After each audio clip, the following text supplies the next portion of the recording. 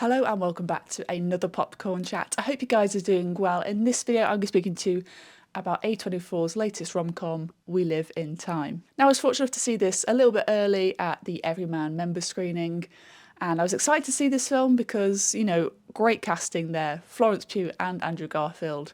You'd think a dream pairing, really. And a rom-com, A24, you're ticking all the boxes for me. However, I was a little bit disappointed by this film. When I saw the trailer in the lead up to the release of this film, I thought, oh gosh, they've given the whole film away there. And now seeing it, I have. I think my main negative of this film is its structure. It's very much out of order, it's sort of jumping around, it's not like a time travel element, but it's trying to replicate that in terms of this structure. So, you know, we get some very bad news within the third scene of meeting these characters, and you're like, but I don't feel emotionally connected to them, so there's not that emotional impact for me. So where you get that in a traditional romance, where you've been with the characters, you sort of learn who they are as people and their dynamic, and then you'll feel more emotion later. You don't have that here, and I think that's just due to the structure. So that's from the outset, you know, it was never going to kind of connect to me on that level because the way it's formatted. Nonetheless, I think that Andrew Garfield and Florence Pugh do a great job. I think the performances are pretty good. There's some really, really tender moments there that feel organic, where you feel like the director's just gone, go for it, guys, just let loose, improv. And there's some very much British comedy in there involving Jaffa Cakes and Terry's Chocolate Orange. So I love that it's kind of catering to that British rom-com that we love so much here. Another element that I found quite hard to connect with was the characters' actions.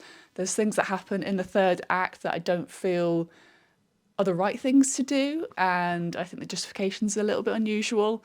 If you've seen it, you'll know what I mean, but I don't think that character should have done that thing. I think it's very unfair on other characters and doesn't really think about the kind of wider effect of their actions and acting quite selfishly.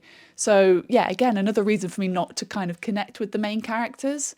But I think, yeah, it's much more dramatic. It's less of a rom-com. There's very small moments of comedy, little bits of romance, but, you know, there's a lot of drama and tragedy within these characters' lives. And if you've seen the trailer, you kind of know what's going to happen. As someone who cries at every film, I didn't cry at this film. I felt quite emotional at points, but I wasn't sobbing like I was at My Old Ass, which I absolutely loved and kind of connected with me, which is a film I will shout about that I loved this year.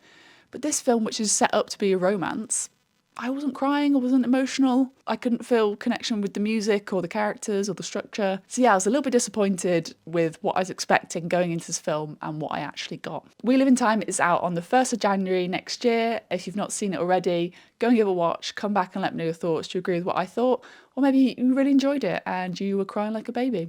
Let me know, I'd love to know. See if it connected with you more than me. Thank you so much for watching, and I'll see you guys very soon for another popcorn chat.